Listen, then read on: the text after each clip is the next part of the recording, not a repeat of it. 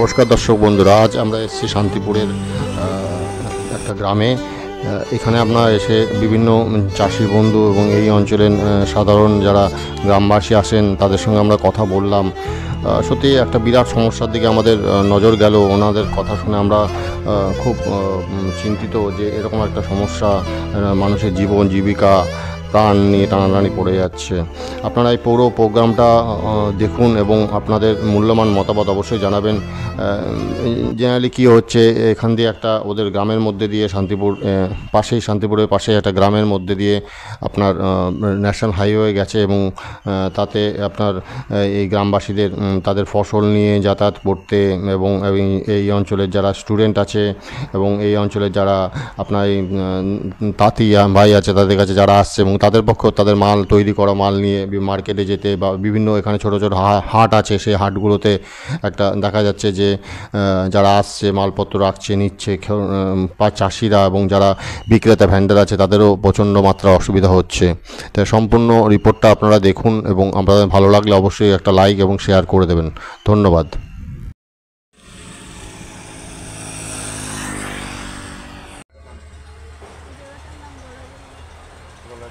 এখানে high road হাউসটা কী অসুবিধা কী হচ্ছে, প্রবলেম কী হচ্ছে আপনাদের?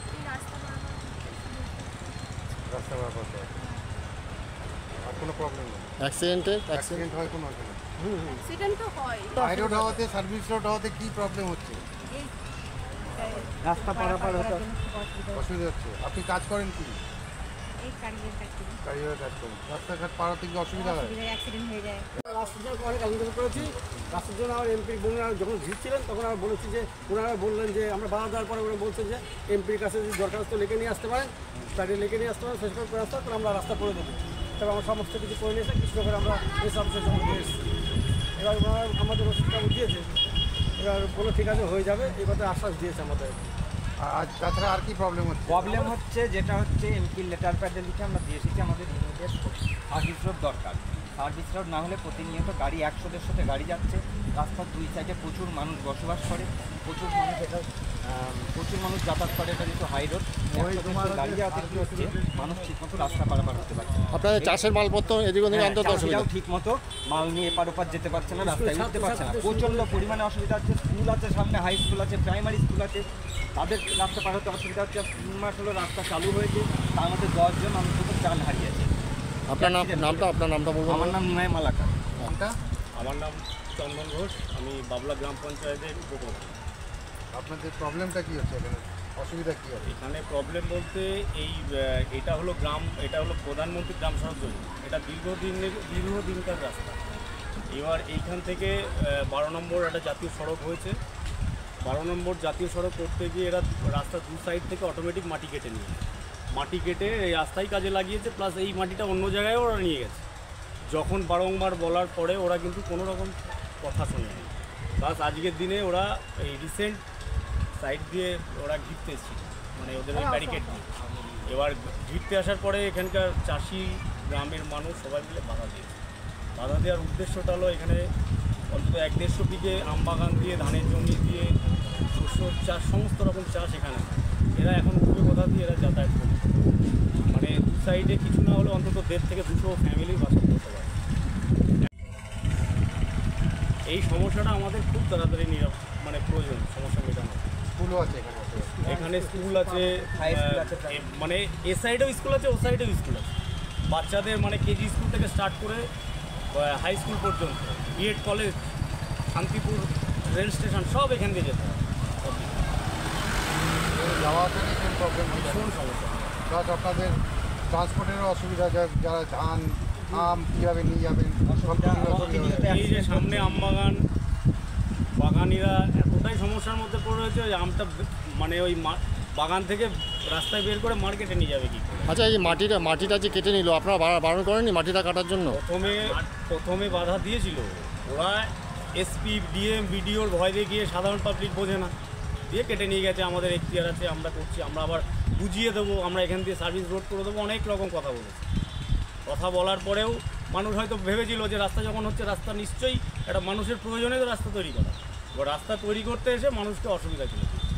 আজকের দিনে ওদেরকে কেসিসির কাছেও আমরা গেছিলাম, আমরা এনএইচের কাছেও গেছিলাম, সমস্ত রকম ডকুমেন্টস দেওয়া আছে, করে দিচ্ছি, করে দেবো, করে দিচ্ছি, করে কিন্তু ওরা দীর্ঘদিন করে। আপনারা কি রাস্তা অবরোধ করেছিলেন? এর আগেও এর মধ্যে একদিন রাস্তা অবরোধ করা হয়েছিল, যখন এখানটায় যে কাট আউটটা বন্ধ করতে, কাট আউটটা বন্ধ করার জন্য, মানে এই প্রধানমন্ত্রী সড়ক যোজনাটা যে রাস্তা পারাপারের জন্য যে কাট আউটটা আছে এটা বন্ধ করতে হবে, আচ্ছা, এরকম ধরনের একটা ইস্যু নিয়েছিল, তখন রাস্তাও বন্ধ করা হয়েছে।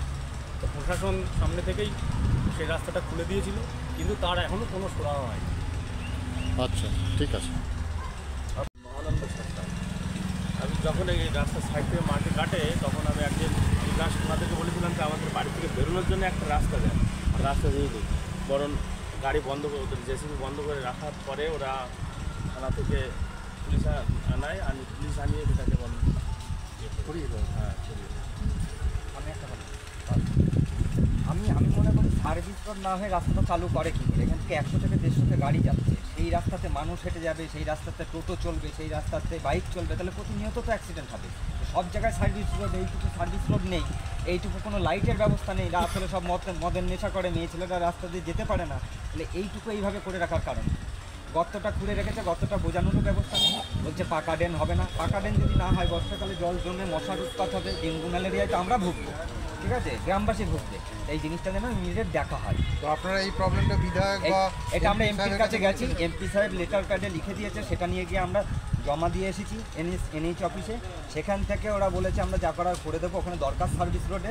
আমরা পরবর্তীতে আমি আবার গেছিলাম খোঁজ নিতে, বলেছে এখনও অ্যাপ্রুভ হয়নি, আমাদের ওখান থেকে অফিসাররা যাবে সার্ভে করতে। সে আজ 1 মাসের উপর হয়ে গেল, রাস্তা হয়েছে 3 বছর হয়ে গেল, ঠিক আছে, কোনো শুরু হয় এখনও হয়নি। এরা এইটুকু। নামটা? শোভনা সরকার। আপনার প্রবলেম কি হচ্ছে এখানে? আমাদের প্রবলেম, আমাদের বাচ্চারা যখন স্কুলে যায় এই রোড তো পার হওয়া খুবই মুশকিল। আমরা বাচ্চাদেরকে ছেড়ে দিয়ে নিশ্চিন্তে থাকতে পারছি না, সবসময় চিন্তা হচ্ছে যে কখন ওরা বিপদে পড়ে। মানে এইভাবে রাস্তা, মানে আমরা আগে ভালোই ছিলাম, কিন্তু এই রাস্তাটা হওয়ার পরে আমরা খুবই অসুবিধায় পড়েছি। থেকে 10 জন মারা গেছে। বিশেষ করে বাচ্চাদের চলাফেরাই তো খুবই মুশকিল, ওরা স্কুল যেতে পারে না, পড়তে যেতে। আমাদের সব কিছুই তো শান্তিপুরে, এখন আমরা এমন একটা পরিস্থিতিতে পড়েছি, এখন মনে হচ্ছে রাস্তাটা না হলেই ভালো হতো। তো আপনাদের কি দরকার, কি চাইছেন আপনারা? দরকার যাতে আমাদের একটা যাওয়া আসার জন্য একটা ভালো রাস্তা হয়, যাতে আমরা আচ্ছা, সার্ভিস রোড, সার্ভিস রোড হলে আপনাদের সুবিধা হয়, হ্যাঁ বাচ্চারাও যেতে পারবে ঠিকঠাক হ্যাঁ, মতো। ঠিক আছে। প্রত্যেকেরই অসুবিধা, খালি বাচ্চা হলে না।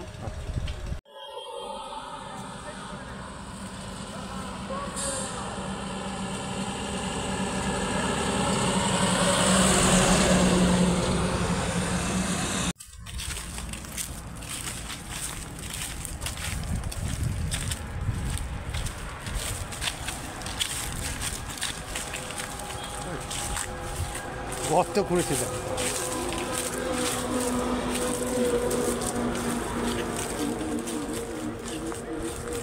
চিন্তা করো, এটা বিরাট গর্ত। হ্যাঁ, এটা করতে পারা কয়েক লাখ টাকার মাটি লাগবে।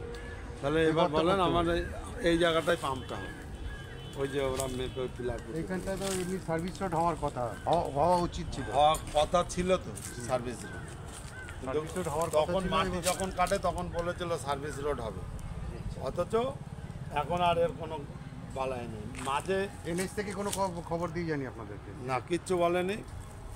ওই যারা এখানে কাজ করে তারা বলে হবে, কিন্তু ঘটনা হচ্ছে ওনাদের তরফ থেকে কোনো অফিসারের তরফ থেকে কোনো কথা হয়নি। আচ্ছা, আর আপনাদের যখন এইটা গর্তটা করে তখন আপনারা কোনো কমপ্লেন করেন? তো প্রথম একবার বলা হয়েছিল, তো বললো যে এটা বন্ধ হয়ে যাবে, এই মাটিটা ভালো ব্রিজের ওপরে দিতে হবে, তো আমরা অন্য মাটি নিয়ে এসে এটা ভরাট করে দেবো।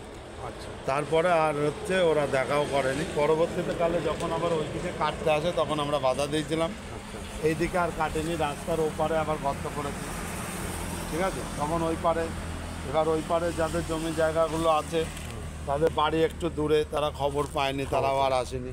কিন্তু হঠাৎ করে আমরা এদিকে ওদিকে জানানোর পরে, মেম্বারকে জানানোর পরে বলেছিল যখন ব্যারিকেড দিতে আসবে তখন একটু খবর দিতে। তো ব্যারিকেড দিতে আসার সময় মেম্বার দিয়ে সব এখানে সব চাষিরা জড়ো হয়েছিল। সেই চাষিরা বলার পরে ওই ওদের অফিসাররা আসলো, এসে কাজটা বন্ধ রাখলো, আর বললো যে আপনারা যে এমপির প্যাডে চিঠি করান, সেই চিঠিতে আমরা যত তাড়াতাড়ি সম্ভব পারমিশন করিয়ে এনে দুই সাইডের সার্ভিস রোডটা করে দেবো। তা আমরা তারা এখন আপনাদের এইখান দিয়ে এই যে আপনাদের চাষের জিনিসপত্র নিতে ওপারে নিয়ে যাচ্ছেন, কিভাবে নিচ্ছে বা ওপার থেকে পরে খুব কি অসুবিধা, ওই কদিন 2 দিন পর পরে অ্যাক্সিডেন্ট হচ্ছে ওই মোড়ের মাথাটায়। আচ্ছা আচ্ছা। ও 3-4 জনা মারাও গিয়েছে অলরেডি এর ভেতরে। আপনার এখানে কত চাষি আছে? এখানে কিছু না হলেও চাষি এপার ওপার মিলিয়ে এপার ওপার মিলিয়ে 100-150 তো বটে। 100-150। আচ্ছা আচ্ছা। মেনলি আপনাদের এখান থেকে কি পারাপার করতে হয়, আম না আর কি? আম, ফসল, ধানের জমি, ধানের জমি। ধান, পাট, সবজি যে যাই করুন সেইগুলোই। ওপারেও আছে চাষ, এপারের লোকের জমি ওপারেও আছে, ওপারের লোকের জমি এদিকেও আছে। তো আপনাদের এমপি সাহেবের চিঠি পাওয়ার পরেও এনএস থেকে এখনো কিছু এখন পর্যন্ত আমরা এনএইচেও খবর নিয়েছিলাম, তো বললো এখনো কোনো কিছু হয়নি। তো এই গর্তটা করেছে, এটা তো অনেক গর্ত। এই গর্তের যে জমিটা আছে এটা কাদের জমি এই জমিটা? এই ওরা যখন অ্যাকোয়ার করে এই জমিটা ওদের ওই অ্যাকোয়ার এই পর্যন্ত ছিল। ওদের আচ্ছা, ওই acquire। রাস্তার মিডিল থেকে 130 মিটার, আচ্ছা আচ্ছা। 130 মিটার পর্যন্ত যে পর্যন্ত দেখা যাচ্ছে অনেক জায়গায় আমাদের নিজের জমির ভেতরেও ভেঙে গেছে। ভাঙবে। মানে ওদের যেটুকু নেওয়া আছে, যেমন এইটা তো 130 মিটার তো অতদূর আসবে, আবার কোথাও কোথাও ওদের জমিও রয়ে গেছে। মানে যে অ্যাকুরেটভাবে যে সব নিয়েছে সেটাও বলা যাবে না। মিলিয়ে হয়েছে আর কি। হ্যাঁ, মেনলি আপনাদের প্রবলেমটা হচ্ছে আপনাদের মালপত্র নিয়ে যাওয়া নিয়ে আসা খুবই প্রবলেম হয়ে গেছে। সবচাইতে বেশি প্রবলেম Problem হচ্ছে হচ্ছে ওটাই। আমাদের মালপত্র চাষিদের যাতায়াত। জাতীয় যাতায়াত। কোনো গাড়ি ওই রাস্তাটাও ওই যে ওখান দিয়ে জোর করে রেখে দিয়েছে, ওটাও কেটে উড়িয়ে দিচ্ছে। আচ্ছা। তো চাষিরা উঠবে কোথা দিয়ে? তাই তো। কিন্তু এখন যদি আবার এই ঘিরে দেয় তাহলে তো চাষিদের একদমই মানে কেউ চাষই আর করতে পারবে না।